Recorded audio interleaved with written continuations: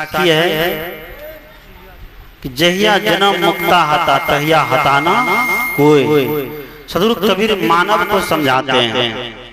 कबीर का सिद्धांत यह है कि मनुष्य को सही मार्ग दिखाया जाए, मनुष्य को सही रास्ता दिखाया जाए। क्योंकि जितने सत्संग जितने भजन है मनुष्य के लिए है, फिर भी मनुष्य नहीं सुधर रहा है, फिर भी मानव में बिगाड़ ही बिगाड़ है। गाय भैंस बच्चा घोड़ा ऊंट का बच्चा आज तक नहीं बिगड़ा है, शेर भालू का बच्चा नहीं बिगड़ा है। जब भी बिगड़ता है तो कौन बिगड़ता है? मनुष्य बिगड़ता है। जबकि धरती का सबसे सिरमौर प्राणी मनुष्य को कहा गया है। शरीर से बड़ा मछली होती है, एक एक मछली कहते हैं कि 30-30 हाथी के वजन के बराबर होती है। अब सोचिए कितनी विशाल मछली है, लेकिन उस मछली को भी मनुष्य क्या करता है? तरवा बगरवा बना करके साफ कर देता है। 2 दिन पहले शायद कल ही है बकरीद मनाई गई, कल ही हुआ है क्या? 17 को बकरीद मनाई गई। एक छोटा सा मनुष्य कितने विशाल विशाल सांड को भैंस को काट काट कर क्या किया? खा गया, खाया ना। लेकिन ये सारे भैंस ये सांड मिल करके एक बार भी विचार नहीं कर पाया, जो मनुष्य इतना काजू किशमिश बादाम छुआरा खाता है, जरा हम लोग को उसका मांस खाना चाहिए, कितना मजा आता खाने में। आज तक सोचा कोई नहीं सोच पाया। क्यों? उसमें सोचने की शक्ति नहीं है। मनुष्य में सोचने की शक्ति है, विचार करने के कारण, मनन करने के कारण मनुष्य को मनुष्य कहा गया है। हमारे नीतिकार ने कहा कि मन एव मनुष्या नाम कारणम बंध मोक्षयो, कि मनुष्य के जीवन में बंधन और मोक्ष का कारण कोई तो क्या है? मन है। इसलिए मन को मजबूत रखने की बात सदगुरु कहते हैं कि मन आपका सही हो जाए, मन आपका स्वस्थ हो जाए, तो आपके जीवन को सही होने से कोई रोक नहीं सकता है। सदगुरु कहते हैं कि जहिया जन्म मुक्ता हता तहिया हता न कोई। आगे क्या है कि छठी तुम्हारी हौ जगह। छठी का मतलब ये मन। शरीर धीरे धीरे बढ़ता है, इंद्रियां सबल होने लगती है, मन जो है संसार के विषयों में रस लेने लगता है। मन जब तक संसार के विषयों में रस लेता रहेगा तो तब तक आत्मा का उद्धार होने वाला नहीं है। उपनिषद के ऋषि से साधक जाके पूछते हैं, गुरुदेव जीव की परम गति कब होती है? जीव का कल्याण कब होता है? जीव वासना से मुक्त कब होता है? जीव बंधन मुक्त कब होता है? तो उपनिषद के ऋषि ने कहा यदा पंचवतिष्ठन्ते ज्ञानानि मनसा सह बुद्धिश्च न विचेष्यति तामाहु परमं गति। जब पांचों ज्ञानेंद्रियों के सहित मन भी स्थिर हो जाती है, मन भी शांत हो जाती है, अपने अपने विषय को छोड़ करके स्थिर हो जाती है, तब जीव का क्या होता है? कल्याण हो जाता है, तब जीव की परम गति हो जाती है। इसके लिए इस ऊंचाई तक पहुंचने के लिए हमें संत सदगुरु की भक्ति सेवा सत्संग ध्यान में लगे रहने की आवश्यकता है। कबीर साहब ने कहा कि ऋतु आए फल दे। सदगुरु कबीर की साखी है ना कि ऋतु आए फल दे। जब हम करते रहते हैं तो धीरे धीरे समय समय से क्या होता है? फिर जीवन का अनुभव बढ़ता है, और अनुभव ही क्या है? ज्ञान है। इस ऊंचाई तक जो व्यक्ति पहुंच जाता है उसके मन का अहंकार दूर होने लगता है। सदगुरु कहते हैं छठी तुम्हारी हौ जगह। छठी ये मन को कहते हैं। मन में व्यक्ति को जब घमंड जगता है, मन में व्यक्ति को जब अहंकार जगता है, तब यह जीव मुक्ति लेने से, गति लेने से बहुत दूर चला जाता है। इसलिए घमंड को बगल रखने की आदेश संत लोग देते हैं। क्योंकि साधक का सत्संगी का आभूषण है सद्गुण। अगर जीवन में सद्गुण नहीं आया तो सत्संगी होना बेकार है। इसलिए कबीर साहब ने कहा कि मानुष तेरा गुण बड़ा, मानस न आवे काज, हाड़ न होते आवरण, त्वचा न बाजन बाज। मन पर काबू रखा हो बाबू, मन बैला के राज धरा। संत की युक्ति है कि मन पर काबू रखा हो बाबू, मन बैला का राज धरा। लेकिन मन एक बैल है, उसका रास पकड़ के रखिए। रास मतलब रस्सी, उसकी डोरी पकड़ के रखिए।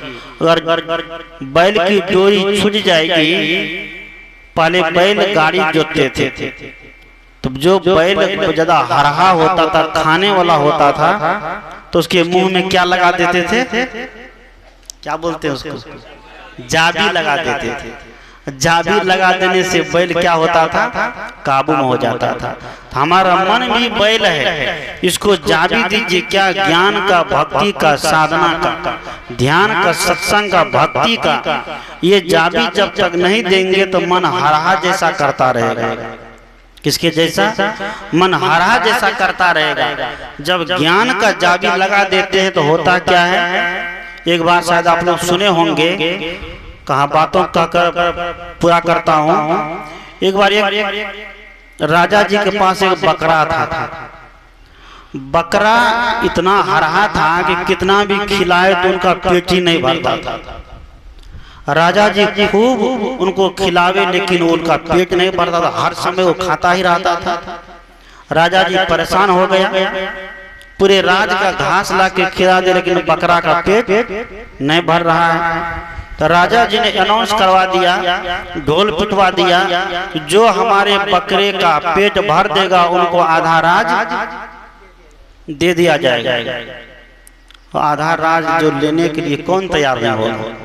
फटाक फटाक लोग तैयार हो गए, बड़ा बड़ा आदमी सब। छोटा सा बकरा को पेट भरने में कौन है, 10 कट्ठा खेत का गेहूं काट के खिला देंगे, काहे ना भर जाएगा। राजा जी पूरा सब लोग अपना अपना गेहूं काट काट के बकरा को खिला दिया, पूरा राज साफ हो गया, बकरे का पेट नहीं भरा। तब पर भी बकरा जब राजा के सामने आवे, राजा जब हरी हरी घास दे तो लपक के खाने लगे। बड़ा परेशान हो गया राजा जी। पूरा गांव को लोग, राज का लोग का खेत खाली हो गया, अनाज मिलना दुर्लभ हो गया कि सब खा करके राज के लोग में बकरे को खिला दिया। बड़ा परेशान। ये बात कबीर साहब सुन गए, उनको भी मालूम हो गई यही बात, राजा जी आधा राज दान में दे रहे हैं। तो कबीर साहब के मन में भी लोभ जग गया कि आधा राज मिल जाएगा तो कुटिया बड़की बन जाएगी, तो लोग हमारा भी नाम गाम चलने लगेगा। कबीर साहब भी पहुंच गए राजा जी के दरबार में। कबीर साहब ने कहा कि देखो इस बकरा का पेट भर देंगे, मेरे पास है उतना जुगाड़, हमरा चलवा सब बहुत है, सब थोड़ा थोड़ा गेहूं दान खाने के लिए देगा, उसी में बकरा क्या हो जाएगा, टर हो जाएगा, कि बकरा दे दो। कबीर साहब बकरा का रस्सा पकड़ के ले गया, जंगल में हरी हरी घास में बस ठोक दिया, और बांस का एक कच्चा करची लेकर के एकदम लप लपाते हुए खड़ा हो गया। जैसे बकरा एकदम मुंह मारे दे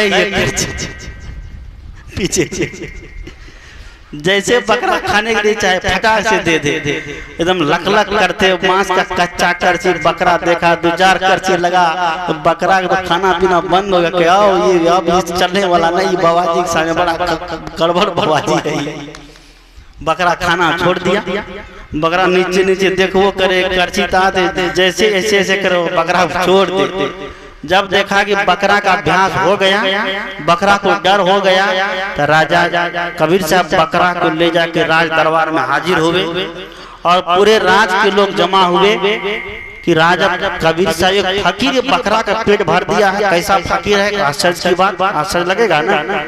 इतने बड़े बड़े आदमी जिस बकरे का पेट नहीं भर पाया, एक साधारण फकीर अगर बकरे का पेट भर दे तो उसका नाम हो जाता। दुनिया के सभी लोग देखने के लिए आ गए, कैसा फकीर है, कैसा कबीर साहब है, सच में क्या सही बात है, कहाँ आके देखा जाए। सब लोग आ गए।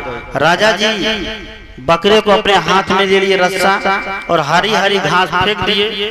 बकरा तो लपका, लेकिन बकरे को याद आ गई, कहीं अगर लेते हैं तो राजा जी के सामने भी हमारी बेइज्जती हो जाएगी। बकरा तोरे तोर देखता है, कबीर साहब करची झुला रहा, उसको क्या पता यही तो गौरंदाज है। कबीर जी करची झुकते हुए देखा तो बकरा खाना छोड़ दिया। सब लोग थाली बजा दिया। कबीर साहब की क्या हो गई, जीत हो गई। ये उदाहरण है बातों को समझाने के। सिद्धांत ये है हमारा मन बकरा इसी तरह क्या करता है, विषयों की तरफ लुभाता है, विषयों की तरफ भागता है। उससे रोकने का, उससे मुड़ने का तरीका क्या है? वो तरीका है हम ज्ञान के माध्यम से उसको बांध के रखें, ध्यान में बांध के रखें, गुरु भक्ति में बांध के रखें, सेवा और सत्संग में बांध के रखें। तभी हमारा मन विषय से हट करके अंतर्मुखी होगा। मन जब अंतर्मुखी होगा तो जीव का क्या होगा, अपने आप कल्याण हो जाएगा। उस बच्चे के लिए बहुत बहुत मंगल कामना करता हूँ, बहुत बहुत शुभकामना करता हूँ। मुंडन का मतलब मन को मोड़ देना, जीवन में एक नई दिशा देना, जीवन को नई दिशा की तरफ लगा देना। और अन्नप्राशन का मतलब है जिस बच्चे को हम सुंदर अन्न खिलाते हैं वो अन्न का संस्कार उसके जीवन में डाला जाए। माँ बाप सोचते हैं कि बच्चे को मांस मछली अंडा खिलाएंगे तो बच्चा भौंकना होकर के क्या करेगा, बड़ा काम करेगा। कोई बड़ा काम नहीं करता है। उसको ऐसा भोजन दीजिए कि तन मन सब उसका क्या रहे, स्वस्थ रहे। ये आदत डालिए। एक दिन हम किसी बाबा को बुला करके अन्न खिला दें और 364 दिन बच्चे को उस अन्न का संस्कार नहीं दिया जाएगा कि बाबा के हाथ से अन्न खिलाना कोई काम का तब नहीं रहेगा। क्यों? कि माता पिता बच्चे के लिए सबसे बड़े गुरु है ना। आप लोग जानते हो कि माता मदरसा का नाम बात चलने लगती है, बड़ी दूर तक पहुंच जाती है। समय भी हो गया है, उधर नहीं जाऊंगा। अब बातों में विराम देता हूँ। बोलिए सदगुरु देव की, सदगुरु कबीर साहेब की। और ये आप सभी के लिए निमंत्रण, ज्येष्ठ की पूर्णिमा है 22 तारीख को। यहाँ जितने लोग आए हैं, व्यक्तिगत नाम कितना का लूं, आप सभी लोग को निमंत्रण है। आप लोग आइए भठेली कबीर आश्रम में कबीर जयंती मनाई जा रही है। इस क्षेत्र में अब किसी के लिए पाबंदी नहीं, जिसको जहां मन जाने को जा सकती है। नहीं कि हम भठेली सब लोग आ जाइए, क्योंकि सबकी अपनी अपनी श्रद्धा होती है। हमको यहाँ जाना, हमको वहाँ जाना। उसी तरह आप सभी लोग टाइम निकाल करके आश्रम पर आइए। भंडारा है, सत्संग है, और भी दूर दराज से संत लोग आ रहे हैं। उनके भजन प्रवचन को आप लोग श्रवण करिए और सदगुरु कबीर साहब की 625वीं जयंती मनाइए। बोलिए सदगुरु देव की जय। आइए अब बच्चे को अन्न खिलाते हैं।